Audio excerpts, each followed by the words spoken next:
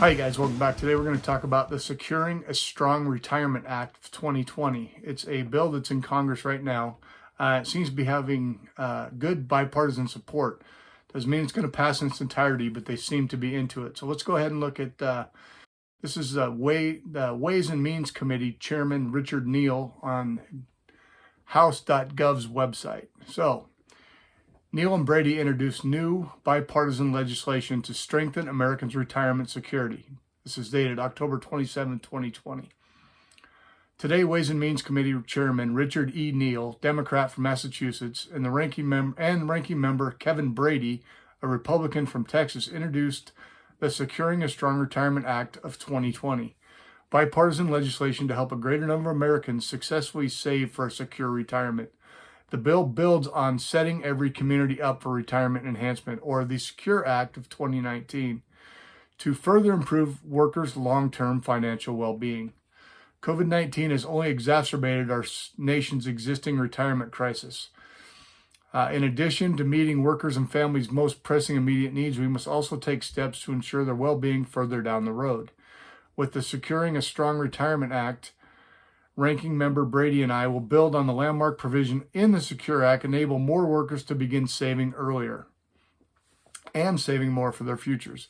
This bill will help Americans approach old age with confidence and dignity they deserve after decades of hard work and sacrifice. Ensuring Americans have the resources they need for a prosperous retirement is a bipartisan priority, and I'm glad that Chairman Neal and I were able to come together again to build on our work from the SECURE Act. Our legislation will make it easier for folks to save, protect Americans' retirement accounts, and give workers more peace of mind as they plan for their future. So let's talk about a few of the things that are going to be involved in this bill, you guys. All right, we'll just kind of go through the line items. We'll talk about them. Promote savings earlier for retirement by enrolling employees automatically in their 401k plans when a new plan is created. So basically, you guys, it's going to be sort of an opt-out thing, right? If your employer offers a 401k, they're going to automatically enroll you in it unless you tell them you don't want to. Next one is create a new financial incentive for small businesses to offer retirement plans. So you guys, setting up a new plan for a small business can be pretty expensive. And what it's going to do is it's going to give them some sort of tax benefit, be it a credit or a deduction. I don't know exactly what that'll look like, but it's going to make it easier for small businesses to actually start 401ks for their employees. Next is increase and modernize the existing federal tax credit for contributions to a retirement plan, or IRA.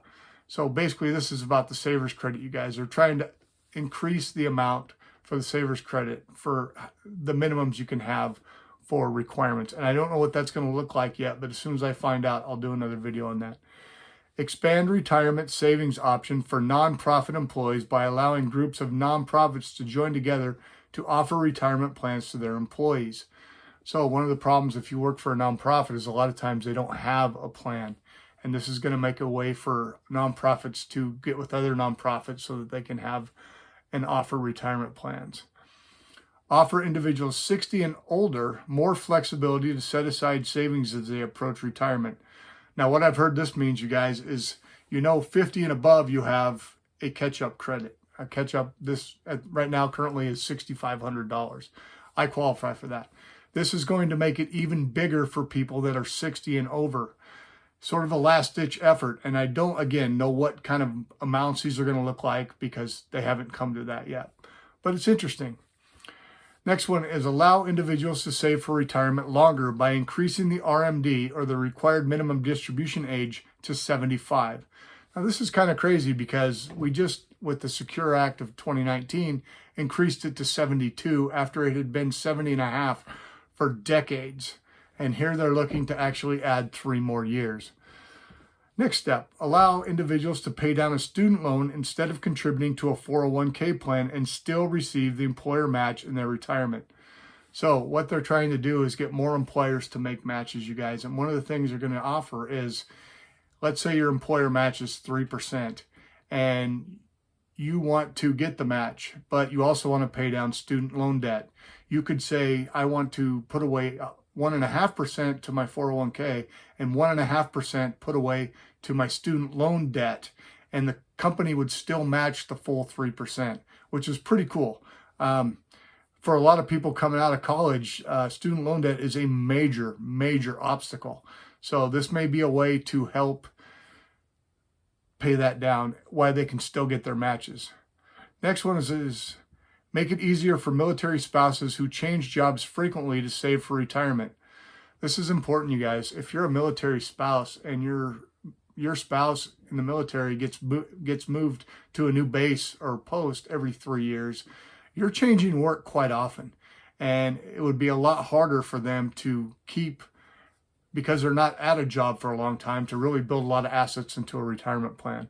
So I don't know what that's going to look like, but it's interesting.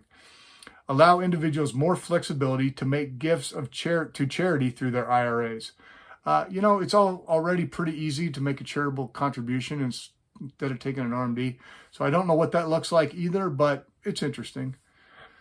Next is allow taxpayers to avoid harsh penalties for inadvertent errors managing an IRA that can lead to a loss of retirement savings.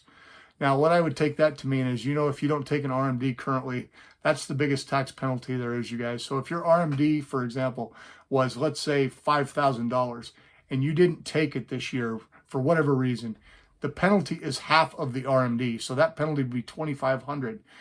But what if you had $50,000 for an RMD and you didn't take it? You would get a $25,000 tax penalty. You would still have to take it, and then you'd have to pay taxes on the whole amount. So I think that may be talking to that. Again, this is all working right now, so nothing is set. And once it comes out, I'll make another video and we'll talk about what they figured out. Protect retirees who unknowingly receive retirement plan overpayments, and make it easier for employers to find lost retirement accounts by creating a national online database. So what I would take that to mean is, first of all, sometimes when you leave a job, you can leave that 401k with them. You don't have to do anything with that money, but it would be easy if you didn't keep track of it to lose a password or make it difficult to find the information on an old 401k. Maybe you had a 401k 15 years ago and you haven't done anything with it, and now all of a sudden you can't find anything about it. And so a national database of all of those online would be really helpful, I think. Again, you guys, this is all going to be hashed out in this House and then eventually in the Senate. So it's still in its infancy by all means. But by adding the Retirement Act of 2020, it seems to me that they want to get this done before the end of the calendar year. Whether it does or not, I don't know. If I find anything else about it in the future, I will certainly make a video as soon as I know some facts. I just thought it was interesting. I thought it was a pretty interesting deal, and I wanted to get the information out to you guys. What do you guys think? First of all, the one that I feel like a lot of people are going to have some headaches on is the student loan debt. What do you think?